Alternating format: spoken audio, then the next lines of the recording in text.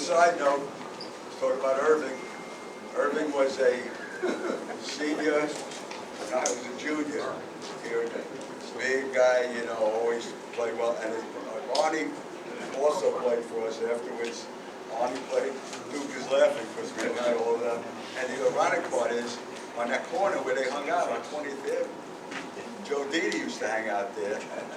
Joe Didi is one of the top officials for me, and when I was football commissioner, he was my liaison between the officials and the PSAL and commissioner. So I had to deal with all these guys. And how did I deal with them? I had to go to 20th Avenue and stand on the corner with them. Right? Side note. Just give you a side note. So Lenny, I used to meet him when he was a cop. He always met my dad. He was my father all the time on the station there. Moving along now at this time, I'd like to present another one of my players, Neil Trugman. Neil, you can make a presentation.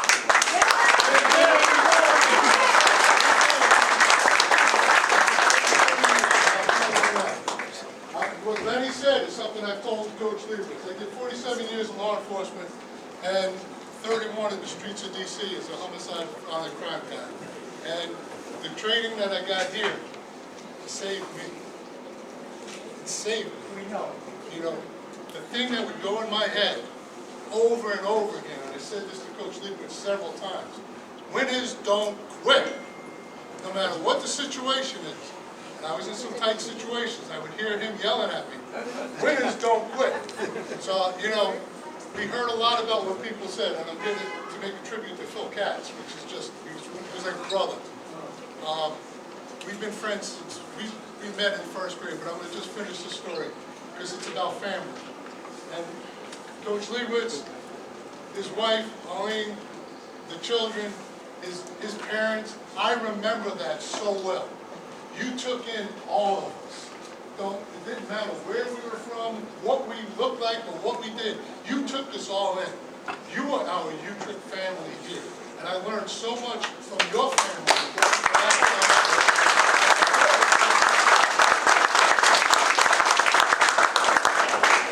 So Phil loved football. I met Phil at PS 186.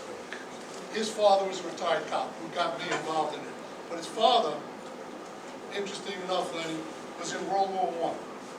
And his father was an undercover cop, a detective during Prohibition. And that's how I got hooked up in police work, because he used to tell us some really great stories. Then he opened up a bar.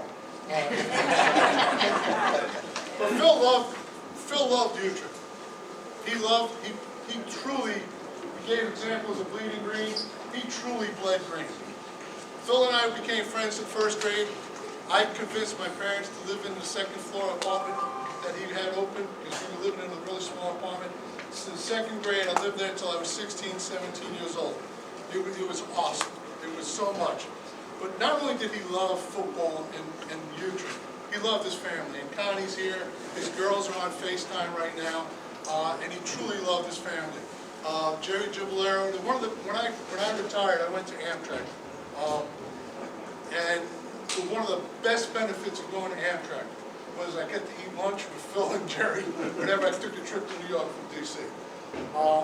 So Phil, in 1970, he was an offensive tackle. I think I don't have to say this. Everybody knows Phil Katz. Defensive tackle, All-City honorable mention, a 4-year letterman.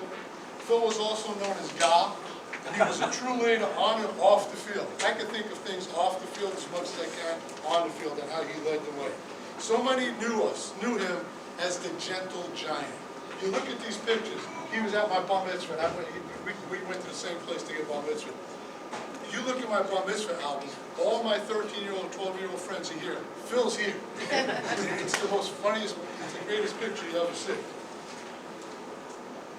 At 12 years old, he looked like an adult. When we used to go to the Benson Theater, he had to bring a note from his mother that he was 12. We would have to sit there, you know, and then they would call his mother to make sure this note wasn't done by us. That's how big Phil was. And then you look back at what the coaches saw in him. These are kids that we never played sports before. And you created a talent, because he became quite a football player, as we all know. His work ethic on the field and in the gym was unmatched. because we were pushed by coaches, and that's all we knew. He would, at the age of 13, Jerry Gibalera, Frog, just told me, at the age of 13, at the JCC, JCH, I'm sorry, JCH. I don't live in Brooklyn anymore.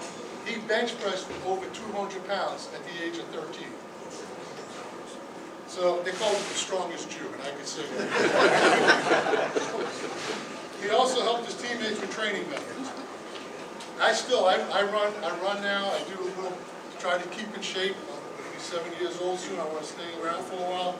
And when just yesterday I ran on the boardwalk where I live, and I had half a mile to go. I could hear Phil yelling in my ear, "Quit dogging it, Drug! Quit dogging it!" And it pushes me that extra half mile, because that's the type of guy he was. He's a die-hard dude. After playing at Utrecht, he actually coached with Coach Leibowitz at Brooklyn College. He coached at Brooklyn College. He played at Brooklyn College, and I think he went to a special bowl or something. Cocoa Bowl. I remember when Phil came to Washington to play Catholic University, and I took him out one of my cop joints, the Eagle, because it was a really good place to fed people. Oh, this is a really good place, coach. You know, but he was here at Catholic University to play Catholic youth. Phil returned to coach at Utrecht for 6 years, and just his presence as a player or a coach was a motivating factor for Utrecht players. There are so many stories we all can share about Phil. He deserves his home. So I want to thank you guys. The committee, Sal, Ralph, Tom, Gary, all of your committee for bringing him up there. I can picture him up there right now with Justo and all the other ones that have gone too soon, and they're pounding him on the back saying, "Hey Phil, you're hamming it up, man." Yeah. You're really hamming it up. And he just truly deserved to be hammed up. Connie, can you come up here? I want to present this to you.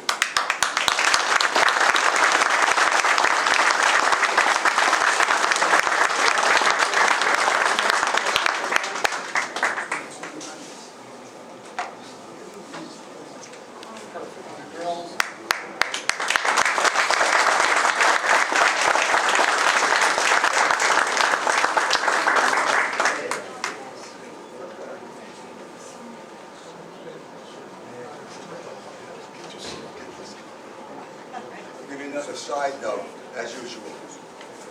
Philly Cats, South Shabilia were like family, like my sons. They used to spend so much time in our house after practice or whatever it may be at that time, like Johnny Diorio and a whole bunch of them. Now, Philly, when he retired, I hired him here as a school aide. He ran the cafeteria. I knew I would have no problems. So I hired him as a school aide in the cafeteria, even though he thought he was teaching his ed class. All right, so even though I got Chris on my side, Chris out, I got Philly in the right spot. Make sure everybody was put in the right place at the right time. Listen, I know we're running a little late, but I don't care. The bottom line is for people to be recognized and you guys to be able to see each other maybe once a year. All right? I'd like to present at this time Sal Shabilia.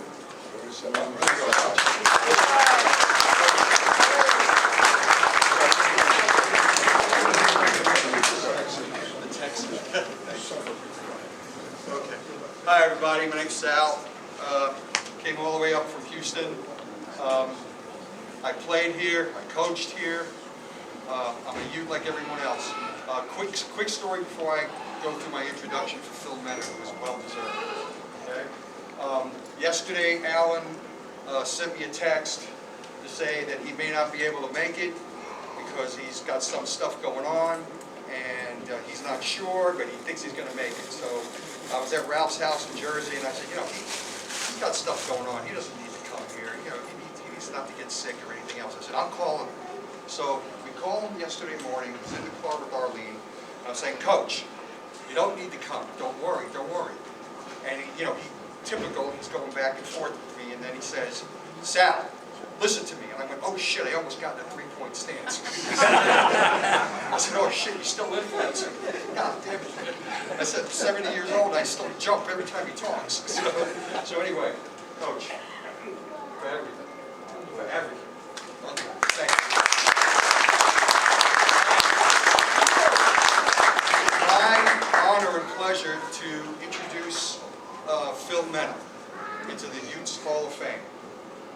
Phil Mena was a local boy, okay? I'm going to get through this pretty quick because we got a lot of stuff. Phil Mena was a local boy who wasn't supposed to come to Utrecht. His dad wanted him to go to Westinghouse High School to be a plumber. So Phil and his dad come to visit a youth practice, and Coach Leibowitz is headed to New Mexico State. He's working out, and he sees Coach Lux, it's Coach Cy Rapp, and everybody else. They finally convinced his dad, who was, you know, a Guido like the rest of us down here that live here, and he said, okay, you can go to Utrecht to play football. And that was the greatest decision ever, because he played in 1959, 1960, 1961, 1962 as an offensive guard and a defensive tackle. He was a strong, aggressive rhino. And like you've heard, he destroyed the people in front of him. And he was very talented, on a very, very talented team. And he earned first team, at that point, it was all Metropolitan. Okay? So, they met at Dyker Park, because that's where they had a practice. So you could just imagine, all right? So Alan and Phil became great friends, and Phil Mena was awarded a full scholarship to Temple University to play football, where he excelled both in football and in academics. Okay? And after a great academic career and football career at Temple, he returned to Brooklyn. He was an elementary school teacher at PS 205. And very soon, Al Leibowitz picked Phil Mena to be his assistant coach. And at the same time, picked Charlie Ciccarelli to be his JV coach. And that was the beginning of Alan's career here at Utrecht. Coach Phil, his level of intensity playing and coaching was off the charts. And his number 66 was retired a few years ago. And anybody that's been associated with Phil Mena know he was wild. Absolutely wild, okay? When, I'll give you a funny story. Phil Katz and I started coaching. We were on the JV coaching staff, and we went on the sidelines for a varsity game. And Alan was calling the plays, and Phil and Mena would shuttle which players had to go in for any particular play. So we're on the sidelines, and Alan calls a pass play, which in his era was ridiculous, okay? So, but Alan calls a pass play, and Phil Mena starts saying, okay, you go in as I think you go in as a tight end, you do this, and Alan says, Phil, don't do that, they're gonna know we're gonna pass. He says, F them, let them stop it. That's the nature of his aggressiveness and his craziness, but it filtered down to the players, okay? When Al Leibowitz became head coach at Brooklyn College, Phil Mena joined Alan as the defensive line coach, Richie Paris was the offensive line coach, and Coach Rapp was the defensive coordinator. You know, you talk about a youth lineup, you know, at Brooklyn College, that was pretty good. And then Al Leibowitz promoted Charlie Chick to be the head coach of the Utrecht football. So Coach Mena had his wife had two boys, Jason and Jonathan, both played at Wagner High School in Staten Island. Jason was an all-city player, got a lot of good genes from his dad, and I got to tell you, he was my coach. He was a coach for us, and you didn't want to get him angry. You heard Coach Sinagro. You didn't want to get him angry, but he loved us all. And he's not with us now. We miss him. So the Utes Football Alumni Club is honored to introduce Phil Mena into our Hall of Fame.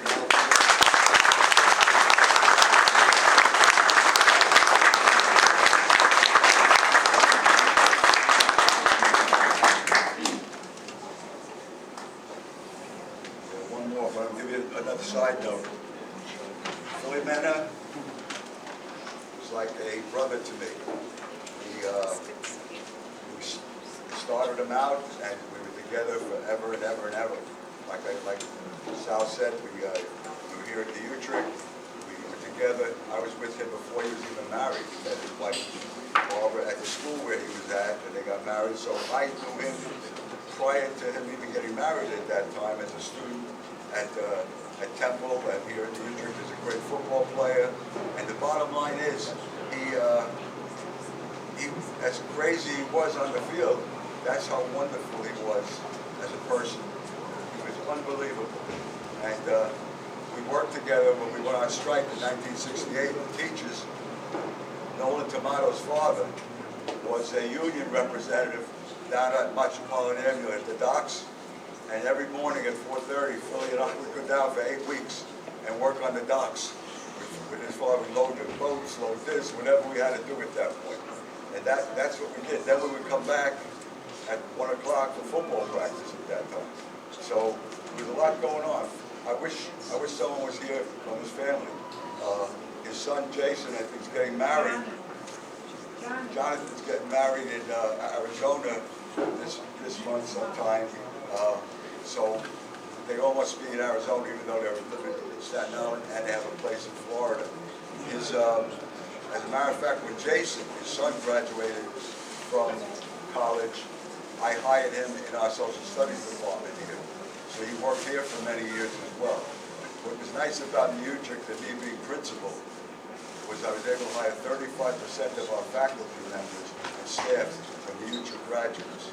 I never bothered, and you know, all of you are in business, all of you have success, whatever. Have you ever seen a bad resume? I never saw a bad resume in my whole life. So what I used to do, I used to have them come in, and I like eye to eye. I don't like virtual. I don't like not meeting someone. I want to see you, and I want to talk to you. I tell my grandchildren later, when you walk into my house, those phones better go away. Of course, and we go to dinner, everything goes, oh, they'll tell you that. They still, my 3 children, still shiver a little bit when the old man talks. So it works that way. Our last one, I have the honor and privilege of actually presenting. And this is someone that influenced me over the years, as much as I hope I influenced some of you people.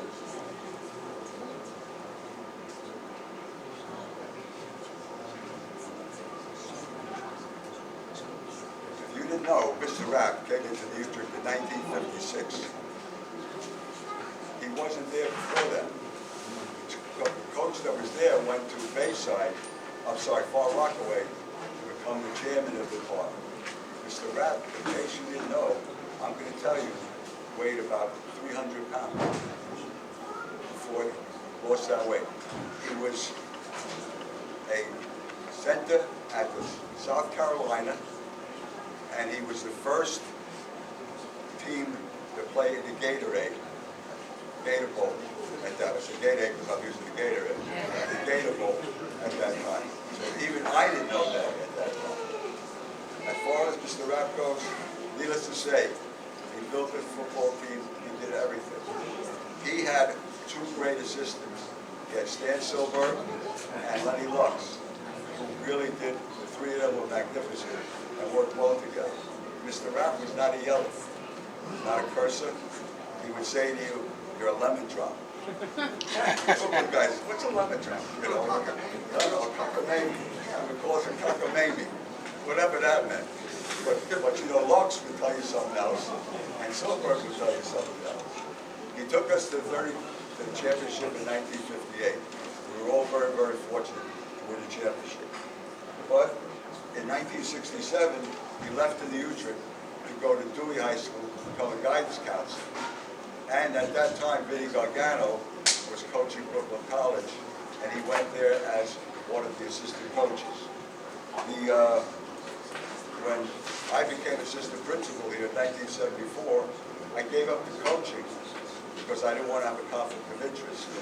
But I became head coach at Brooklyn College, where I hired, as Sal said, I had Phil Katz, I had Richie Paris, I had Philly Mena, I had Mr. Rapp was hired as my defensive coordinator, which was wonderful because now I had everyone from the Utrecht together, and this was a great team that we worked together. We had 4 or 5 championships, am I right, Bruce? 4 or 5 championships. We had all that. We played Division III at the time, and like Neil said, we used to go play Catholic University, we played Georgetown.